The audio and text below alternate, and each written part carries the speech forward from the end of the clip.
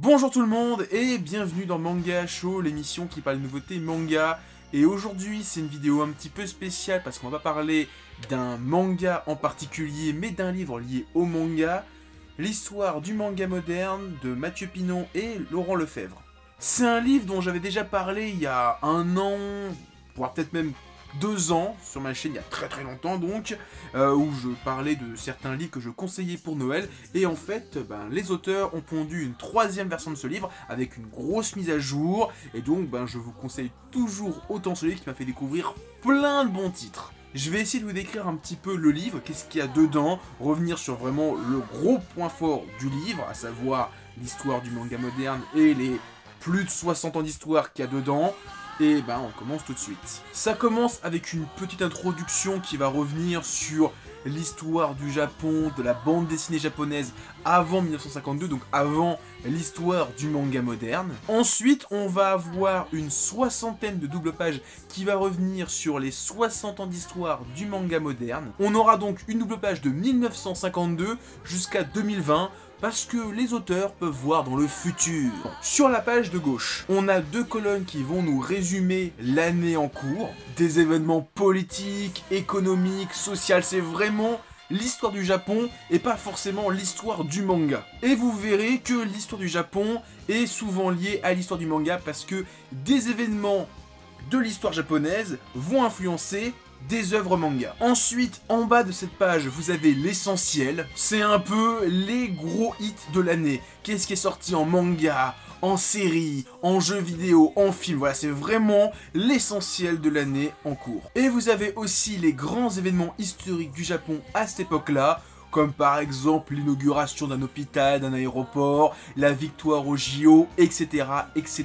C'est un peu un complément par rapport aux 2 colonnes de texte. Et ensuite, à gauche, on a ce qui va vous intéresser le plus, on a la présentation d'un mangaka. Alors, si il apparaît à une double page bien précise, c'est souvent lié soit au début de sa carrière, soit à la sortie d'un de ses gros hits. Par exemple, 1997, c'est le début de One Piece, donc forcément, qui c'est qu'on a ? On a Eiichiro Oda. Et honnêtement, c'est super intéressant. On apprend des choses sur l'auteur, on découvre sa bibliographie, et je vais être sincère, j'ai découvert plein d'auteurs grâce à ce bouquin. Et donc, comme je l'ai dit, vous avez ça 60 fois, donc vous avez 60 auteurs à découvrir, donc vous allez voir, vous allez découvrir plein d'auteurs.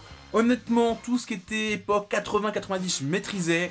Avant, j'ai découvert plein d'auteurs et franchement, je vous le conseille. Et ensuite, après ces 60 doubles pages, vous avez la conclusion. Mais c'est pas fini, parce que après la conclusion, vous avez des pages thématiques. Les auteurs, après être revenus sur 60 ans d'histoire du manga, eh bien, ils vont vous synthétiser une dizaine de genres du manga. L'horreur, le sport, la cuisine, les boys love, les mechas, vous allez découvrir plein de genres et plein de types. C'est encore une fois super intéressant si vous voulez découvrir plein de choses. Et après ça, c'est toujours pas terminé. Vous avez le droit à 2 interviews. Le premier sur 3 éditeurs français, à savoir Grégoire Hello, l'éditeur de Kurokawa, Karim Talbi, l'éditeur de Isan Manga, et Dominique Verret, l'éditeur de Akata. Et le second, c'est sur des libraires, à savoir quelqu'un de la Farfouille, de Gilbert Joseph et de Impression. En gros, vous avez presque 200 pages de contenu rempli de découvertes, rempli de trucs à lire. En conclusion, je vais être sincère avec vous, j'ai découvert la version 1 de ce livre il y a 5-6 ans, voire même peut-être plus, à une époque où, étant jeune et con, je pensais tout connaître du manga, avoir tout lu, tout vu, être un cador.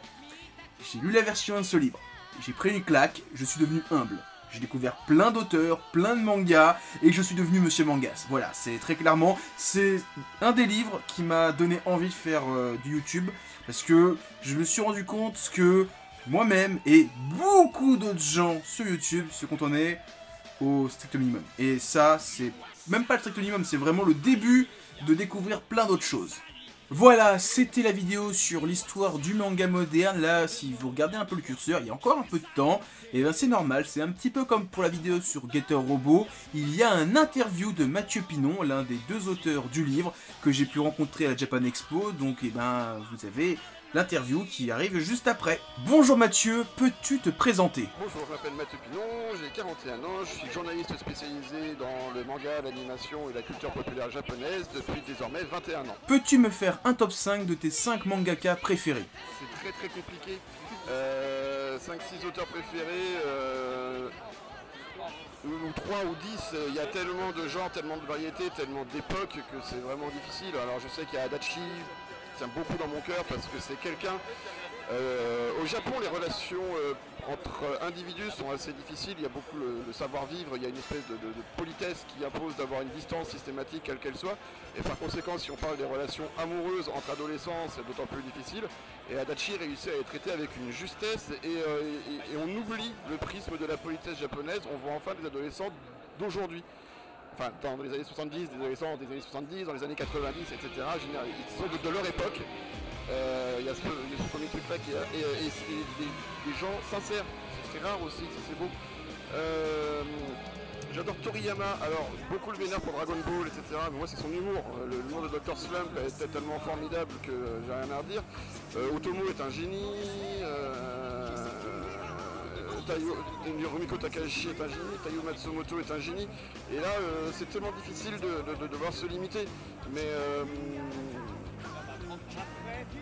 à l'heure actuelle, je sais que je vais finir, voilà, je vais finir avec un ton un peu pédant, mais j'adore Akatsuka qui n'a jamais été traduit en France. Akatsuka c'est le pionnier de l'humour au Japon, du gag manga. C'est un peu le Gaston Lagaffe, il est dans Osamatsu-san et enfin Osamatsu-kun dans l'époque.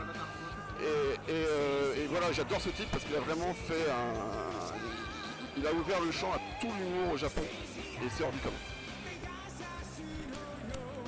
D'où est venue l'idée d'une 3e version à ce livre avec l'ajout de plusieurs années? L'idée du livre remonte à très longtemps, elle a quasiment 10 ans. J'ai pu la mettre en place à partir de 2012 parce que j'avais gagné de l'argent à un jeu télé, donc j'ai pu me payer un voyage au Japon pour aller chercher la documentation que je voulais. Je suis revenu avec la documentation, j'avais toujours pas de livre préparé et il y a un éditeur qui a accepté de tenter le pari en faisant un financement participatif. Et c'est comme ça que le bouquin est né. Je ne voulais pas le faire tout seul, je voulais absolument avoir un co-auteur tout simplement parce que premièrement j'estime ne pas avoir toutes les connaissances. Et outre la complémentarité des connaissances que Laurent Lefebvre a pu apporter à la création du livre. Et il s'est retrouvé assez vite épuisé. Et on avait la possibilité de le réimprimer, c'était en moins de 2 ans et voilà, et plutôt que le réimprimer, on s'est dit qu'on allait l'augmenter un petit peu. Donc on a fait une version, on a corrigé quelques erreurs. Parce qu'il y a toujours des erreurs forcément qui passent le crible de la correction, on a rectifié des erreurs, on a enlevé des contenus qui appartenaient à la V1 et qui sont vraiment uniques à la V1 comme elle a été financée en crowdfunding. Je tiens vraiment à ce que la V1 ait des événements qui en fassent un collector, donc notamment une galerie d'illustrations qu'on ne trouvera plus jamais nulle part ailleurs. On a rajouté une 2e interview avec des libraires, donc on a fait pas mal de modifications, et puis cette 2e version avec Usavi.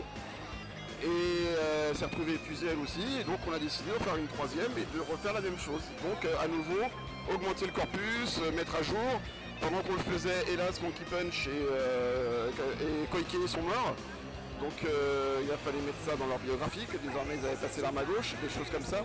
Là par contre, autant le premier on avait rajouté 2 ans, là on est monté jusqu'à 2020. Donc on s'est projeté un peu dans le futur, pour vraiment laisser le temps au livre avant une éventuelle 4e édition si jamais le public est toujours consommateur et est toujours demandeur. On va pas forcer les gens à acheter, mais quand c'est épuisé, j'en ai marre de voir des spéculateurs qui les vendent à 500 balles en occasion sur Amazon, donc je préfère refaire une édition plus récente, plus complète et qui coûte 30 balles pour couper l'herbe sous le pied des spéculateurs.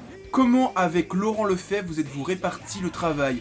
Une année chacun, une décennie chacun, 50-50? On n'a pas fonctionné sur le chacun une décennie, mais on n'était pas loin dans l'esprit. On avait un gros tableau Excel qui partait de 1952 pour aller à 2012 à l'époque.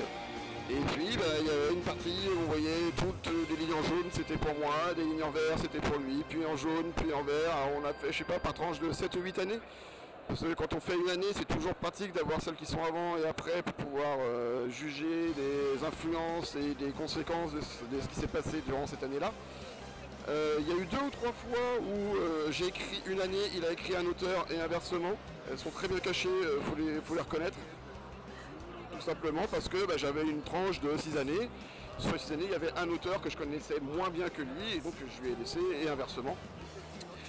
Beaucoup de communication au téléphone, il habite en Bretagne, donc je suis allé chez lui, il est venu chez moi, quelques engueulades, c'est comme ci, c'est comme ça, et puis au final, ça s'est très bien passé. Sur les 70 ans d'années que couvre le livre, quelles ont été les années les plus difficiles et les plus faciles à écrire? Les plus simples, c'est très facile, c'est on va dire de 1980 à aujourd'hui, parce que ce sont des titres qu'on connaît de base parce qu'on les a lus étant plus jeunes, et que comme ça fait 20 ans qu'on travaille dans le milieu, tout ce qui est sorti depuis 20 ans, entre guillemets, on l'a vu passer, donc on connaît plus ou moins, donc ça c'était facile. Les premières années ont été assez difficiles parce qu'il n'y avait pas beaucoup de documentation. Donc certains mangaka, notamment Eiichi Fukui, par exemple, la documentation a été très chiche, même au Japon, hein, c'est pas facile à trouver. Donc ça a été un peu la difficulté. Voilà. Et la deuxième difficulté, ça a été à l'inverse les pages actuelles, voire futures, parce que on ne peut pas juger de ce qui se passe au Japon à chaud. Toutes les autres pages c'était facile, on avait plusieurs années, voire plusieurs dizaines d'années de recul, donc on pouvait bien voir ce qui s'était passé. Et là, de 2016 à 2020, tout ce dont on parle dans la politique, la société, l'économie, et j'en passe sur l'actualité du Japon de cette année-là, on n'a que des faits. On ne peut pas se permettre de dire que par rapport à ça, on peut dégager des grandes lignes. C'est beaucoup trop tôt. Donc les toutes premières et les toutes dernières années ont été les moins faciles à rédiger. Pour l'année 1990, vous avez choisi comme mangaka Yukito Kishiro, l'auteur de Gum. C'est aussi l'année où débute Berserk. Est-ce que choisir entre Gum et Berserk a été un choix difficile? Et est-ce qu'il y a eu d'autres choix cornéliens dans le livre? Oui, des choix cornéliens, il y en a eu plus d'un. Alors Kishiro, on a eu le même problème notamment avec Kishimoto, on ne savait pas si on mettait Kishimoto ou pas pour Naruto. Et parmi les critères de sélection qui permettaient de laisser un... Je cherche pas Kishiro, il n'y a pas. Non, si Kishiro il y a, mais Kishimoto il n'y a pas. Parmi tous les critères qui nous ont permis de dire si on gardait les choses ou pas, il y en avait une autre qui était on va éviter d'avoir des auteurs qui n'ont fait qu'une œuvre. Au sens où si un auteur a fait une œuvre qui a pu être certes un phénomène de société pendant 10 ans, c'est très chouette, mais ça reste quand même très bref dans le temps. Parce qu'il y aura eu des mangas derrière qui s'en inspirent, qui en découlent, mais ce ne sera pas un impact aussi énorme que ça. Donc Berserk, c'est génial, Berserk, il n'y a rien à dire par rapport à ça. Mais Kishiro, avec Gun, il a fait des œuvres autour. Il a fait Ashman, sur lequel il est parti sur quelque chose de complètement différent graphiquement. Et qui plus est, le but premier du livre est de permettre aux lecteurs français de comprendre le manga vu du Japon, ce qui n'est pas facile. On n'a pas que des fans hardcore qui l'achètent, on a aussi des personnes qui n'y connaissent rien, et ce livre leur est complètement dédié.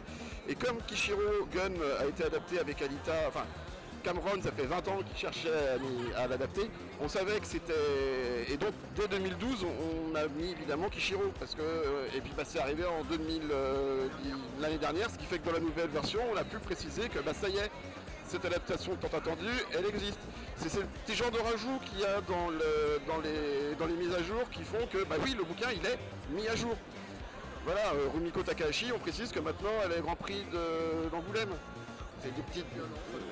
oui, c'est pas dans la V1 ni dans la V2. Un auteur présent dans ce livre que tu ne trouves pas assez présent dans le paysage francophone. Fujo Akatsuka, l'auteur de The Matsu-san. Pourrais-tu donner une bonne raison de lire ce livre? Les raisons sont très nombreuses. La première, on se couche moins bête après sa lecture. Mais surtout, la deuxième, c'est qu'on est à l'heure actuelle à une époque où le manga est complètement inclus et incorporé en France. Si vous n'y connaissez absolument rien, vous prenez ce livre, il est conçu pour vous. Vous comprendrez presque tout. Et il faut juste faire l'effort de lire. On a même essayé de faire en sorte d'être un petit peu rigolo dans l'écriture, un petit peu intéressant, accrocheur, pour que même quelqu'un qui n'y connaisse rien, au final, même si vous retenez au canon, vous aurez compris ce qui s'est passé et pourquoi le manga est venu en France. Et puis si vous y connaissez à mort, que vous pensez tout connaître, vous aurez des infos. Laurent et moi, ça fait plus de 20 ans que chacun on bosse dans le milieu. On a appris des choses en l'écrivant, donc a priori vous apprendrez des choses en le lisant. Donc ça fait, voilà, quelle que soit votre accroche avec le manga, si vous êtes curieux par rapport à ce média, lisez le livre et vous partirez en ayant récupéré plein d'informations. Donc voilà, c'était ma vidéo sur l'histoire du manga moderne. Avant qu'on se quitte, laissez des pouces bleus, commentez, partagez la vidéo, allez sur mon Twitter, mon Instagram, mon Discord, et moi je vous dis à plus, continuez à lire des mangas.